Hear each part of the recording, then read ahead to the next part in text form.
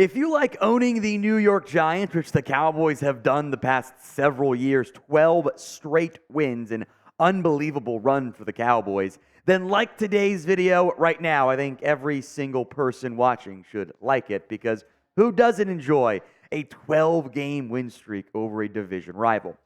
It's Overreaction Monday. First up, time to pay CeeDee Lamb. Well, obviously, of course it is.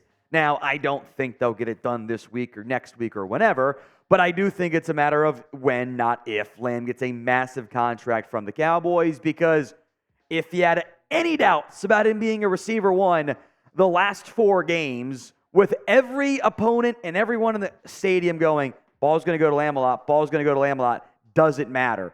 Absolutely balled out. Lamb has taken over the past 4 games. Now, Cowboys and CeeDee didn't get a deal done the past offseason, and frankly, as we knew it was going to, and I think all sides knew, I would hope, the cost has since gone up. Now, Lamb has the 5th-year option next year, and there's the possibility of the 2 franchise tags if the Cowboys need to do it, which they hopefully don't reach that point, because it's just, you pay him. Lamb is undoubtedly a wide receiver one, despite whatever Richard Sherman might want to say. Lamb has taken over football games as of late for the Cowboys. 9 games played this year, 68 catches. He is almost to 1,000 yards, 14.3 yards per catch, 4 TDs, added some plays on the ground, by the way. He is the only player in NFL history with 3 straight games of at least 10 catches and 150 yards. The Cowboys intentionally kept him in against the Giants to make sure he got those 2 more catches in the yards. That was, which I don't blame him. You know what? Go for it. Set the mark. Now, in terms of the contract, yeah, it's going to be expensive. At minimum, he has to surpass the A.J. Brown contract. That's how it works. I'm not trying to make some statement of, Brown is worse than Lamb. I'm not making that statement. I'm saying salary cap has gone up. Contracts go up alongside of it. Justin Jefferson's going to command a massive contract as well. Both of those guys, knowing the Tyreek Hill deal is kind of fake in the back end, both those guys could be approaching 28, 29, maybe $30 million per year. And you know what? You pay it, because that's a legitimate wide receiver one whose passing offense runs through by a pretty safe margin, because he's a star. Now, if you want to pay CeeDee Lamb, like me, and I assume almost, if not all of you watching right now, then spam me in the comment section. If the ad comes here, take advantage of it. Go do it. Data shows that more me's, more likely the deal gets done with little to no drama. So type me in the comment section right now. Let's stick with the wide receiver talk here. Jalen Tolbert is now your number 3 wide receiver. From a snap count perspective, folks, yeah, this has been the trend the past 2 weeks. So they're doing less Gallup, and the snap counts are now out, and it's very clear. Now, I will make note there is some noise here in the 4th quarter with the game being over, where they sat Lamb and they sat Brandon Cooks, but they played Tolbert, Gallup, and Brooks in the 4th quarter still, and the snap counts wouldn't have been enough to override it either. Jalen Tolbert had 48 snaps. That was second, although still less than Cooks when Cooks was out there playing. Then Gallup, then Jalen Brooks, who even got some run in place of Gallup in that football game. The reality is Jalen Tolbert is now your number 3 wide receiver. That doesn't mean you can't still have Gallup involved. He had 2 catches for 70 yards and a score. Felt like one of his best games in a while. Great end zone touchdown catch on a dime from Prescott. He played very well. Very, very well in this football game. I was pleased with Gallup there. I thought he had a very good showing. For a smaller sample size, this is what you should do. This should be your path moving forward. You should be able to use Gallup, but not overuse him. And I think that the Cowboys have just been much better. You got Brooks involved, you got Tolbert going, and you got Gallup in there now too. Cooks had the best game of his career in Dallas by a massive margin. Do more of that on offense, and I think good things will continue to come for the Cowboys.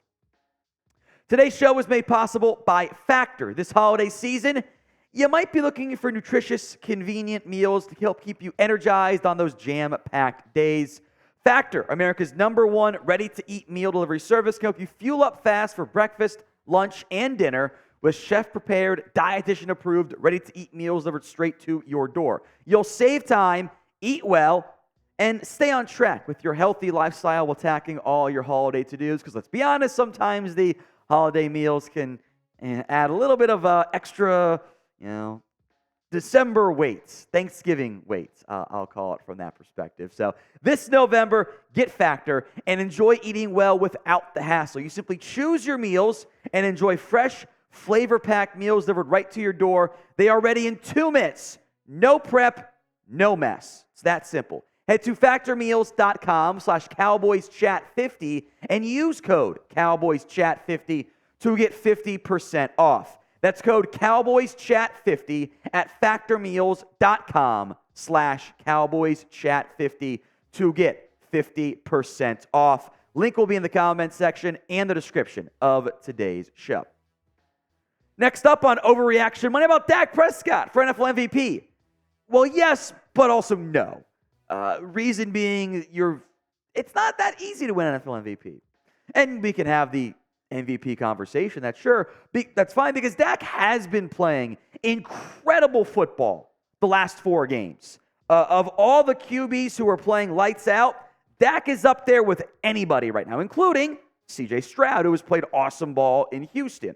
Now, the NFL MVP race right now is normally a little bit more compact. There's normally someone's like, oh yeah, this guy's your favorite. That isn't really the case right now. Your normal contenders, Mahomes, etc., yeah, he's had some turnovers, played as well. Josh Allen's had turnovers there. So it is more of an open race at this stage than what you would normally see at this point. But to win NFL MVP, fair or not, it's also a team award. And, having great numbers but being the 5 seed in the NFC, you're not going to win it. You're just not going to. In the last 4 games from Dak Prescott, this is incredible play.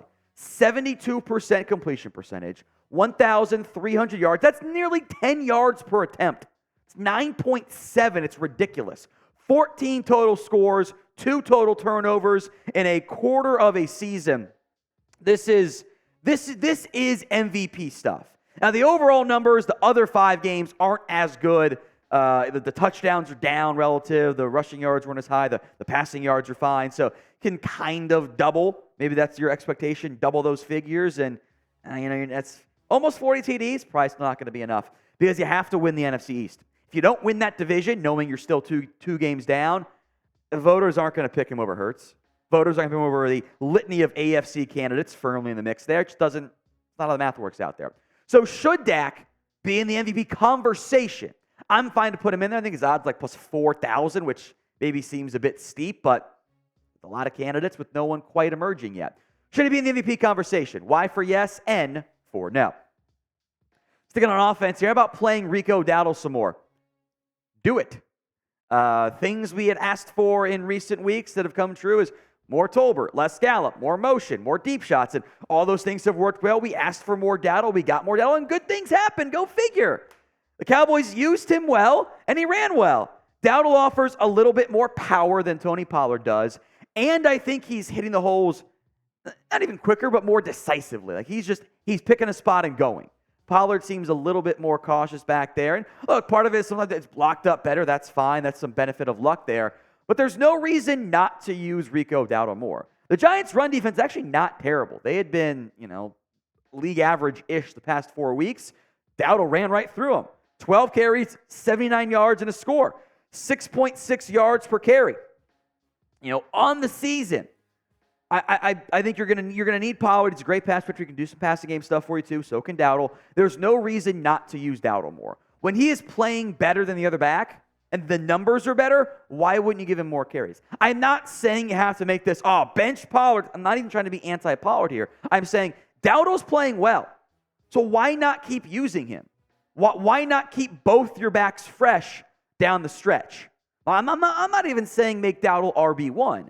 I'm saying don't make him an afterthought altogether and find ways to give him 10 carries, whatever it ends up looking like, just like you did last week against the Giants. Who should be RB1? TP for Tony Pollard, RD for Rico Dowdle. This might draw some controversy. Sound off for me in the comment section right now. Micah Parsons was a no-show against the Giants. It's the inverted Dak for MVP. No, but also yes. he wasn't a no-show. He was out there a bunch. I thought overall played fine. But the stat sheet for Micah Parsons, which is how so many people want to evaluate defensive players, I get it, and especially like Defensive Player of the Year conversation, it's going to be stat sheet based, right? It was empty, shockingly so. But that doesn't really tell the story of what the Cowboys did and why I actually loved their defensive attacking front against the Giants. They frequently went with a five-man front. So it was some combination of Fowler, Williams, Lawrence, and Armstrong, Osa, and Hankins, and Gallimore, and Mozzie Smith actually played very well. They basically went with a five-man front up front frequently. And they had Micah Parsons playing off-ball linebacker.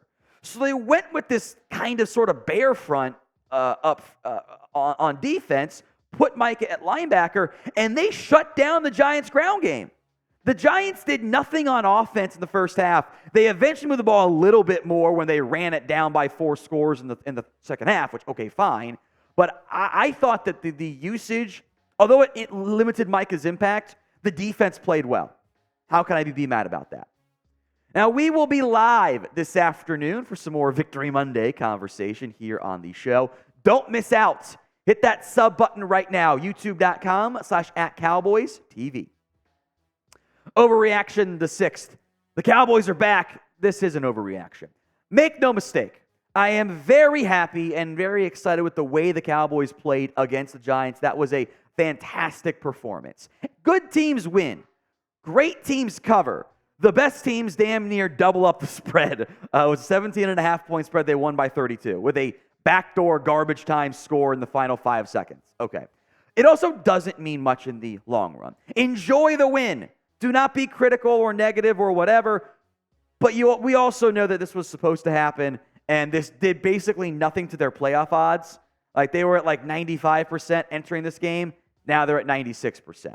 They are a very clear playoff team. They have a 2-game lead over the next team, which is the 4-5 Bucks. Okay, cool. Who cares? But we've got a critical game in a few weeks against the Seahawks, which is going to have massive implications on the wild card race if the Cowboys cannot catch Philadelphia. So the Cowboys are doing what they're supposed to do. They're taking care of business. They're beating the bad teams. They're blowing out the bad teams, which is a sign of what good teams and great teams can do. And down the stretch come December, a much tougher slate of games. So keep winning these and enjoying the wins as fans.